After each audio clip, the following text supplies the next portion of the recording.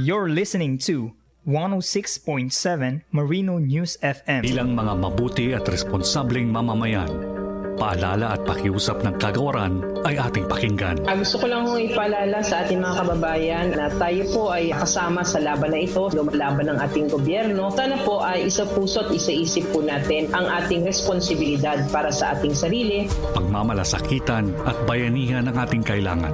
Hindi man po tayo mga medical frontliners, we can do our share to defeat coronavirus disease. Kailangan lang po lagi nating gagawin yung ating obligasyon, yung bida. Bawal po ang walang mask ay isa-sanitize lagi ang kamay, iwas hawak sa mga bagay, dumistansya po tayo ng 1 metro at alamin po natin lagi ang tamang impormasyon. Isang mensahe mula sa DOH, KBP, Philippine Broadcasting Service, Radyo Pilipinas, Republika FM1. Blended learning is a way of teaching that combines... Sa ilalim ng New Normal, naglatag ang Department of Education ng mga paraan para may pagpatuloy pa rin ng kabataan ang kanilang pag-aaral kahit nasa loob ng tahanan. We now call it blended learning. One, there will be printed material. And the second approach, online learning platform. Those homes which do not necessarily have connectivity may have television and radio-based instruction. Dahil kaligtasan at kalusugan pa rin ang una. With blended learning, There will be no face-to-face classes and sessions until we are assured of the safety of our children and our teachers. Edukasyon na hindi pababayaan habang COVID-19 ay patuloy na nilalabanan. with blended learning, We are offering opportunities for children to continue their studies and their learning. Isang mensahe mula sa Philippine Broadcasting Service. Beso, mag-alcohol ka. Bes, dry na yung kamay ko, kaka-alkohol. At least patay ang mga germs at virus. Hindi kakalat sa ibang mga gamit o kahit anong bagay na hawakan mo yung COVID. Maigi na yung sure tayo, Bes. Hindi naman mahirap gawin, di ba? Maging responsable, maging ligtas, sarili ay pangalagaan para COVID-19 ay malabanan. We heal as one. Isang paalala mula sa Philippine Broadcasting Service, Radyo Pilipinas, Republika FM1 at Capital FM2. Once again, you're listening to 106.7 Marino News FM.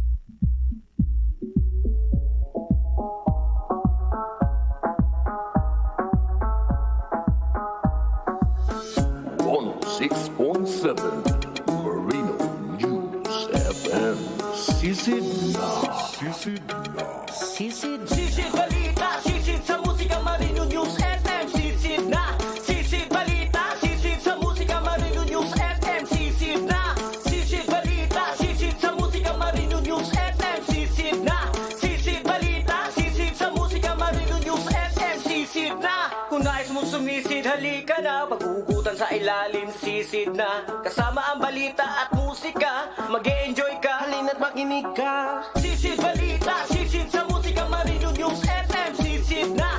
Sisid balita, sisid sa musika, Marino News FM. Sisid na.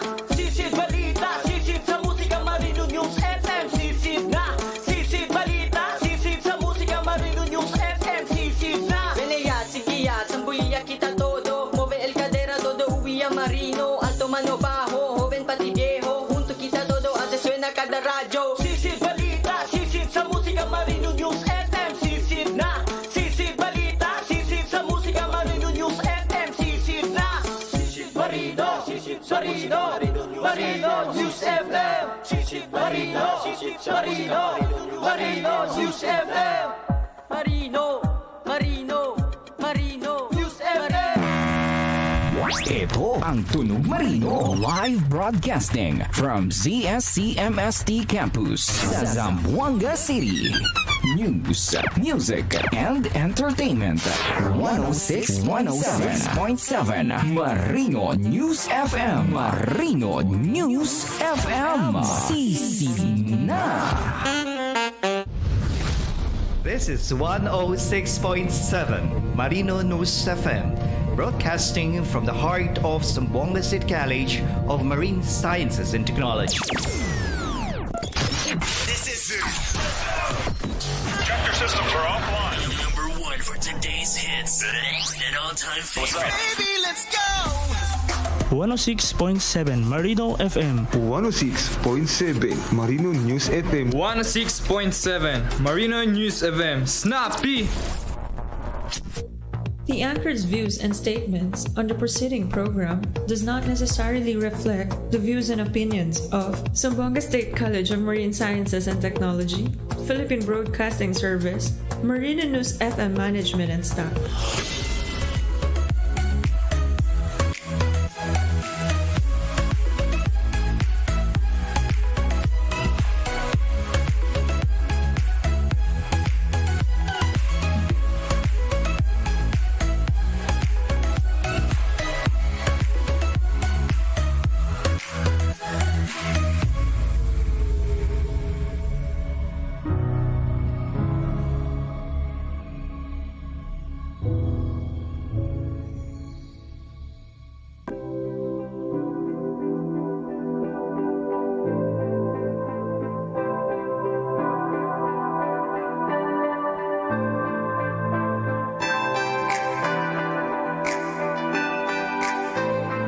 Good afternoon.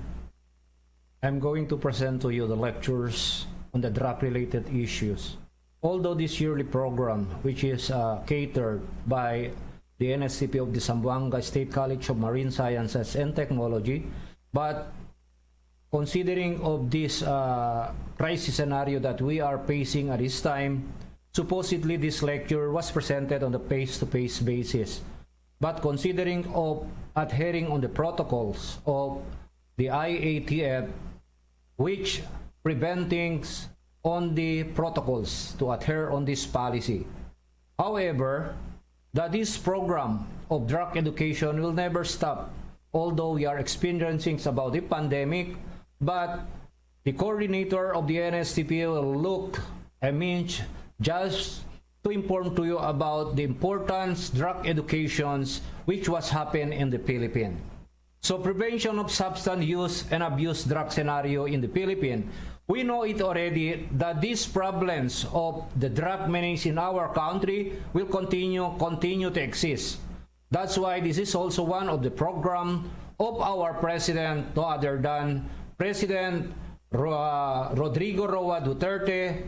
One of the ICON program is to end up the problems of the drug in a country. So prior to the creations or to the enactment of Republic Act number 9165, known as the Comprehensive Dangerous Drug Act of 2002. Signed June 7, 2002, published June 19, 2002, took effect July 4, 2002.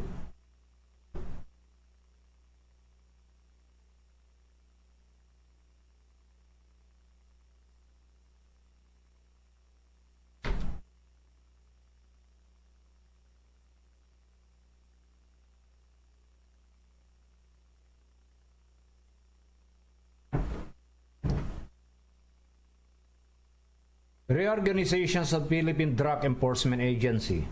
The new Dangerous Drug Board, DBB, as the policy and strategy formulating body.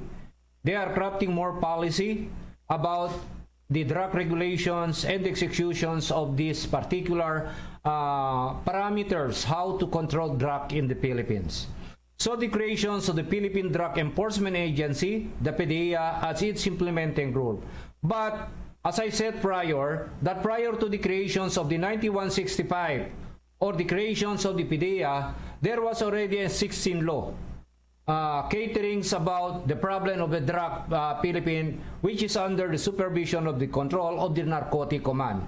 However, during this time, the Narcotic Command, the composition of which is a composite unit from the different law enforcement agency, even on the part of the armed forces of the Philippines.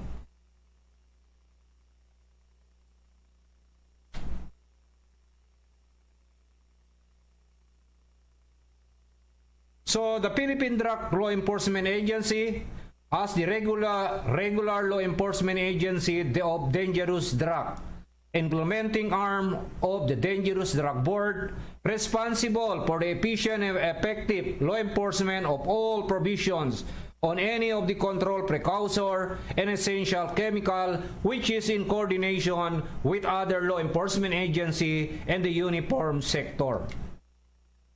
Why should we avoid dangerous drug? Illegal mean it is prohibited by law. Then health damages on our brain and body, and the psychosocial destroy one behavior and causes one to commit crime. And the last one, which is the spiritual against the will.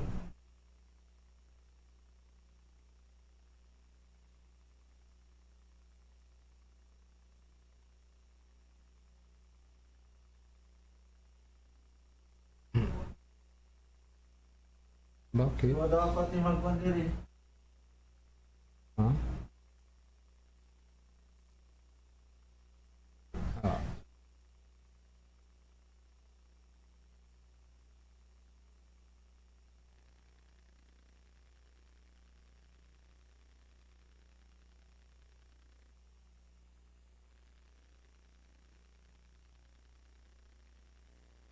Republic Act Number 9165, known as the Comprehensive Dangerous Drug Acts of 2002. Signed June 7, 2002, published June 19, 2002, took effect July 4, 2002. This is during the time of Her Excellency Gloria Macapagal Arroyo.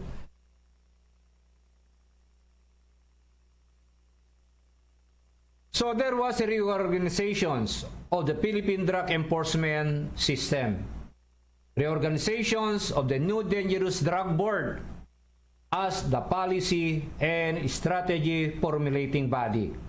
Right after the reorganization, there was a creations of the Philippine Drug Enforcement Agency as the implementing arm. Unlike before, there was already a law, which is the 6425. But during this time, there was no agency to look into the implementing rules of the drug procedures in the Philippines. However, the system of which and the enforcement of which is under the Narcotic Command. So the compositions of the Narcotic Command, which is a composite unit from the different government entities, including non-government organization. So creations of the Philippine Drug Enforcement Agency as its implementing arm. It means all the policy and the strategy which was crafted by the Dangerous Drug Board, the PDEA, is the one who is implementing.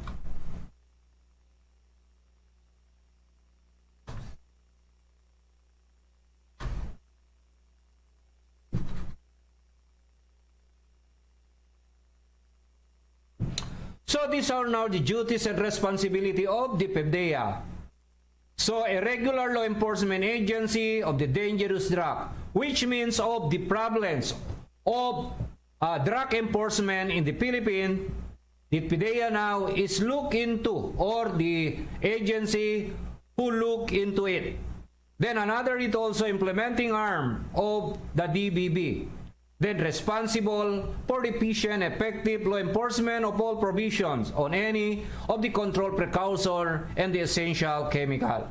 However, there was a clamor on the part of the Philippine Drug Enforcement Agency considering the lack of manpower and resources to continue the combating of drug problem on the entire Philippines. So by this clamor of the PDEA, the Drug Enforcement Agency, they solicited a support from the security sector and other law enforcement agency to help to them on their undertaking.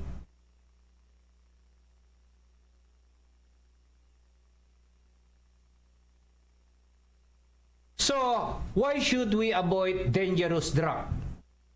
We all know that the dangerous drug cannot bring a good future, not only to ourselves or to the young mind, but most especially the progress of our country. One is the legal prohibited by law.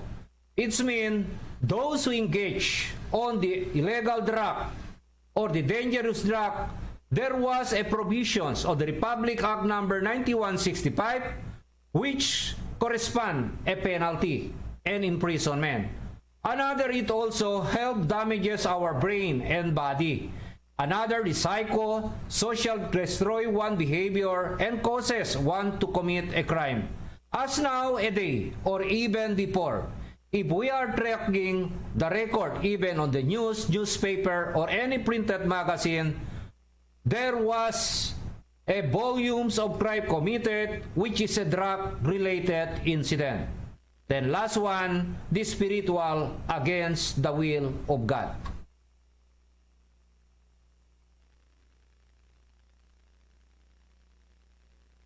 Therefore, drug is everybody's concern. It is not only the concern of the PDEA itself.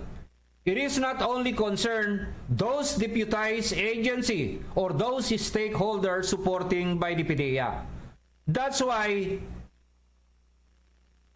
the drug is everybody's concern, because if the community will truly support on the undertaking of the government to fight against the drug, it's mean the drug problem in the country is very limited. But we will not end to this particular issue. However, there is still a hope that our government is still hoping the solid support from the community, every member of the community, to share a responsibility and to be accountable to fight against these problems of drugs. What is drug? Based on the medical terminology or interpretation, drug is a chemical substance that bring about physical, emotional, or behavioral change in a person taking of it. It is substance that other than food or water that is tended to be taken or administered for the purpose of altering, sustaining, or controlling the recipient physical and mental or emotional changes.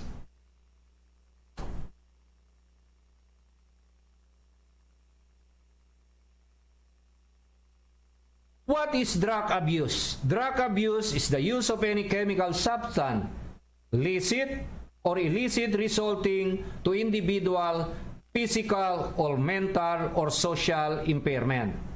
When you talk about licit, this is a regulated drug.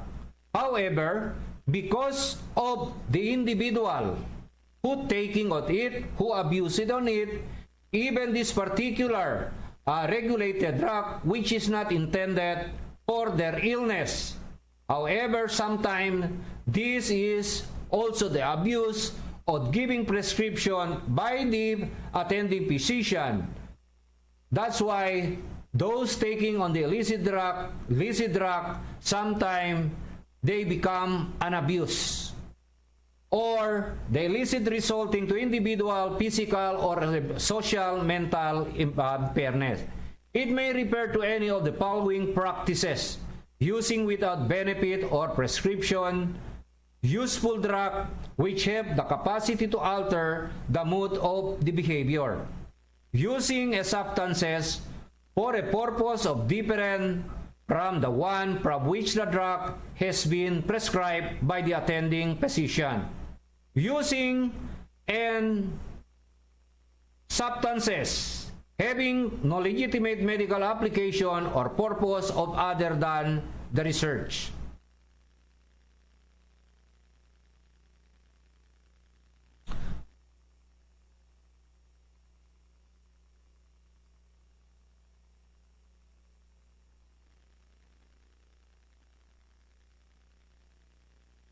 So origin, natural, anything that come from a nature, plants, or what we call known as the marijuana. Synthetic, any that is produced artificially or processed in the laboratory, just like the ecstasy and the shabu. Classifications of drug.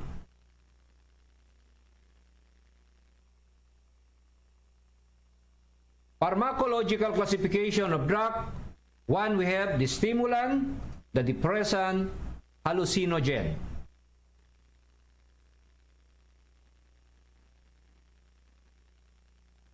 So stimulant, also known as the upper. Any of a group, the drug excite the central nervous system, it increase alertness, alleviate fatigue, reduce hunger, and provide a feeling of well-being. Example, the cocaine or the methamphetamine, or locally known to us as the shabu.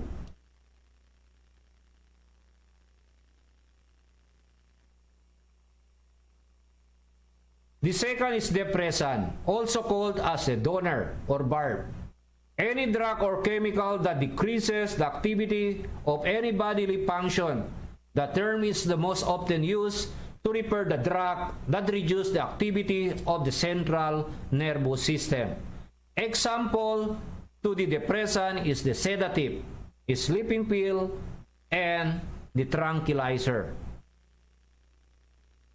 The third is the hallucinogen, also called as psychedelic, first developed as appetite or suppressant. Any natural or synthetic psychoactive drug that produce marked distortion of the senses and the changes in the perception. Example, the marijuana, the LSD ecstasy, and ketamine.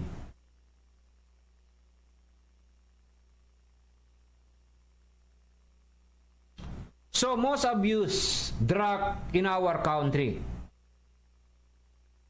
The number one is the shabu, which is 81.36%. While on the part of the marijuana, it is only the 33.65%, and the remaining is the depressant. Drug of abuse number one, which is the shabu. The content of the shabu. The ephedrine, the classified as dangerous drug, the main ingredient of shabu causing the brain damage. Another, the toluene, the chemical used for pain, adhesive, etc. Acetone, a very common, the nail cleaner, the lithium batteries, cancer-causing component. Battery acid, the corrosive chemical, the drain cleaner, liquid soap, the hydrochloric acid, or known as the muriatic acid, the chloroform, the cancer-causing of the solvent. So, these are the content of the shabu.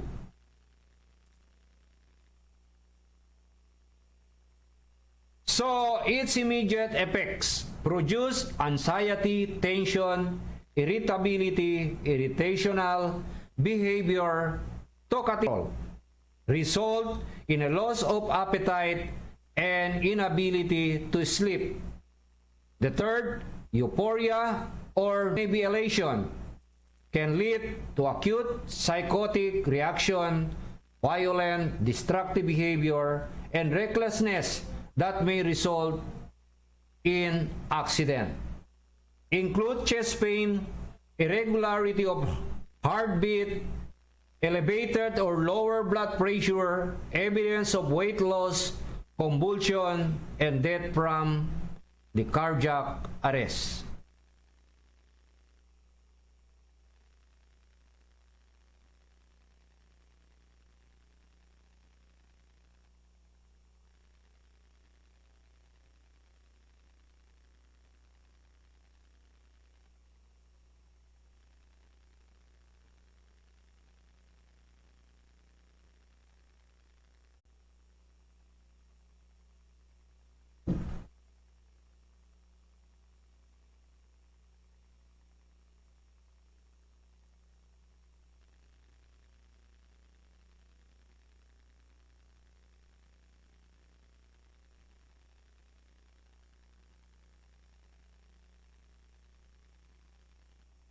What's up? Baby, let's go. DXCP Marino News FM of ZSCMST is an affiliate station of Philippine Broadcasting Service, Bureau of Broadcast Services.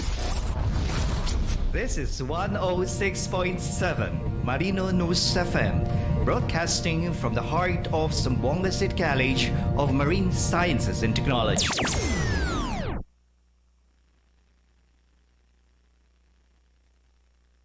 Long-term effect. Prolonged use of even a single exposure, especially if administered intravenously, can lead to manifestations of a full-blown psychosis, which is similar to schizophrenia, characterized by the presence of paranoid delusion, auditory, visual hallucination. The paranoia may lead to violent and aggressive behavior.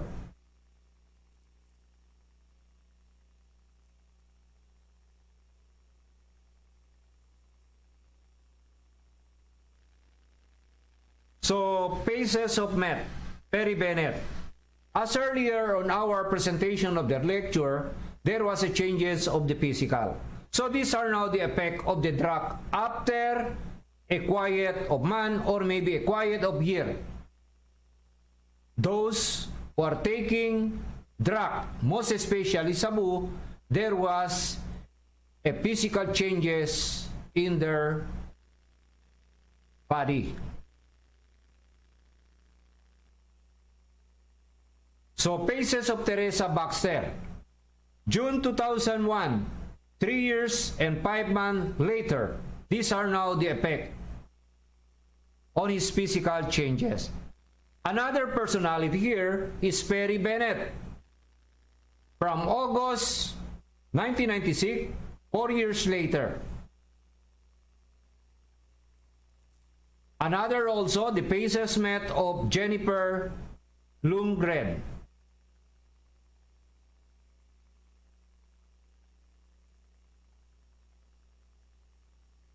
Then, the phases of Joseph Harris from December 1999, 3 months later. Then, phases of Met. These are the comparison.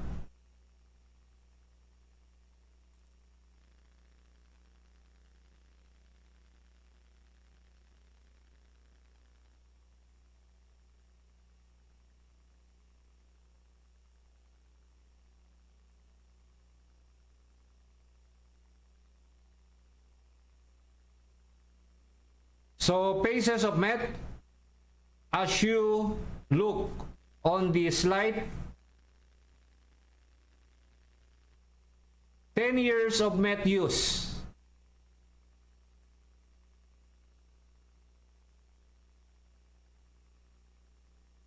Brain of drug abuser.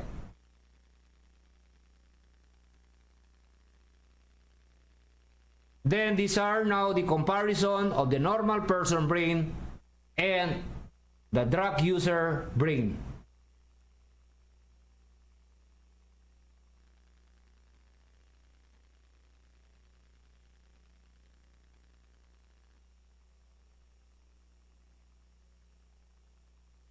So these are the several effects of those who abuse of taking drugs.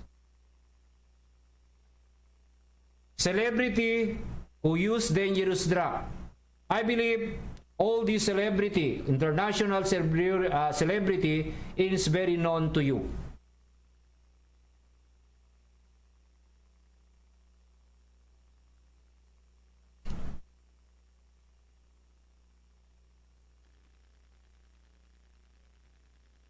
So this is Whitney Elizabeth Houston, a very popular singer.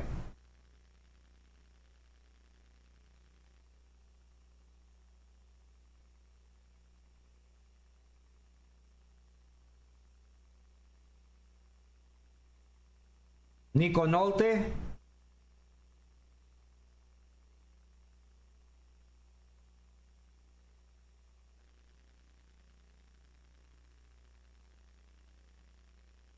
Linsay Lohan,